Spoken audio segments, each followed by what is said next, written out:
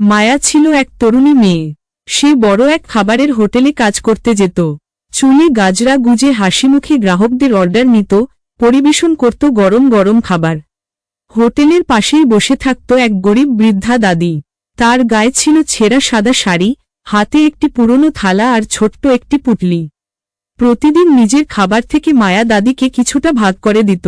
একদিন হোটেলের ম্যানেজার মায়াকে দাদির হাতে খাবার তুলে দিতে দেখে রেগে গেলেন। তিনি মায়াকে চোর বলে তিরস্কার করলেন এবং হোটেল থেকে তাড়িয়ে দিলেন। কাঁদতে কাঁদতে মায়া হাঁটতে হাঁটতে এক বিশাল বটগাছের নিচে গিয়ে বসল। সেই সময় বৃদ্ধা দাদি এসে মায়াকে বললেন, আমার জন্যই তোমার কাজ চলে গেল মা। তারপর তিনি নিজের পুটলি মায়ার হাতে দিলেন। মায়া যখন পুটলির ভেতর হাত ঢোকাল, তখন বেরিয়ে এলো একটি ছোট বাটি। বাটিটি বের হতেই চারদিকে আলো ছড়িয়ে পড়ল। বিস্মিত মায়া জিজ্ঞেস করল, এটা দিয়ে আমি কি করব? দাদি মৃদু হেসে বললেন, এই বাটির কাছে যা চাইবে তাই পাবে।